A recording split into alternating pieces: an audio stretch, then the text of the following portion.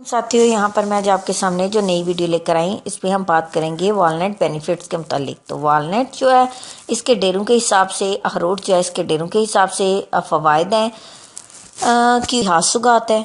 अगर नाम के हवाले से देखा जाए तो डिफरेंट लैंग्वेजेस में इसको डिफरेंट नाम से जाना जाता है। अगर हिंदी में देखें तो इसको अखरोट बोलते हैं, अगर आप इसको तेलुगु में देखें तो अखरोट खाया बोला जाता है, तमिल में बोलें तो अखरोटू बोलते हैं।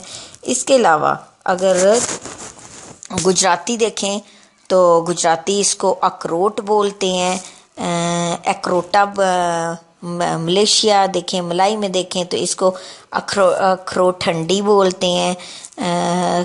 कंधा में देखें तो इसको अखरोट बोलते हैं। यानी डिफरेंट ज़ुबान में इसको डिफरेंट इस नाम से बुलाया जाता है, लेकिन फ़वाइद जो हैं ये तमाम ह्यूमंस जो हैं इससे सेम हासिल करते हैं। अगर हेल्थ के हवाले से देखा जाए, कुकिंग में देखा जाए तो इसमें ढेर सारी इसकी चीज़ें बनती हैं, जैसे केक बन गए, कुकीज़ बन गए, हलवा शलवा। अखरोट जो है कश्मीरी हलवा जो है अखरोट की मदद से तैयार किया जाता है। इसके अलावा इसके बेनिफिट्स जो हैं, जिस चाहे इसको खाने के हिसाब से लें या चेहरे के और जिस्म के ऊपर अप्लाई स्किन पर लगाने के हवाले से देखें, दोनों हवाले से इसके हम बहुत ज़्यादा फ़वाइद जो हैं वो हासिल कर लेते हैं।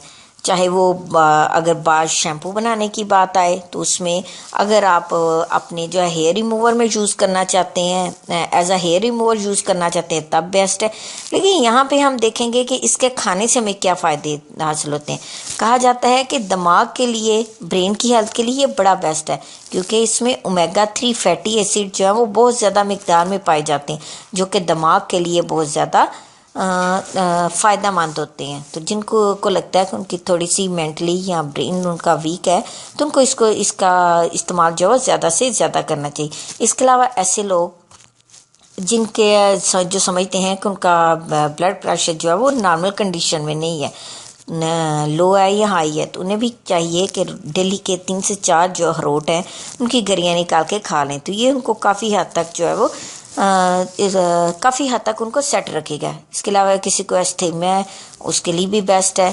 किसी का इम्यून सिस्टम ठीक नहीं है तो इम्यून सिस्टम में, डिजेस्टिव सिस्टम में ये बड़ा बेस्ट करता है, क्योंकि इसमें जो है रिच फॉर्म में जो वॉलनट और रिच इन फाइबर, इसमें फाइबर जो है वो ढेर मिकदार में पाया जाता है। और डिजेस्टिव सिस्टम के लिए जो है फाइबर बेस्ट काम करता है, यानी फंक्शनिंग प्रॉपरली करता है। तमाम इंसानों को चाहिए होता है कि डेली बेस पे जो है वो फाइबर इनको मुनासिब मिकदार में मिले, ताकि उनका बाउल्स फंक्शनिंग जो है वो करेक्टली हो।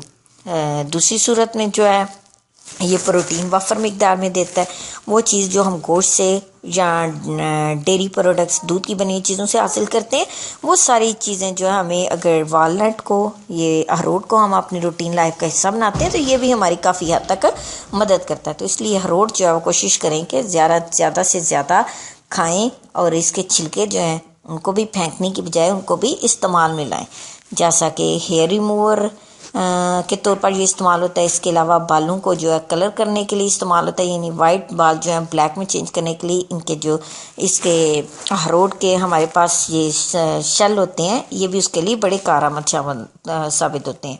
तो कोशिश करें कि वालनट को खाएं और खाने के साथ इसके शेल जो हैं, इसके छिलके जो हैं, इनको ज़ाया ना करें, बल्कि उनको भी सेव करके उनसे भी फ़ायदा हासिल करें। और अगर आपको वालनट के इस हवाले से मेरी वीडियो कुछ इन्फॉर्मेटिव लगे तो मेरी वीडियो को लाइक करना और मेरे चैनल को सब्सक्राइब करना ना भूलिएगा। शुक्रिया।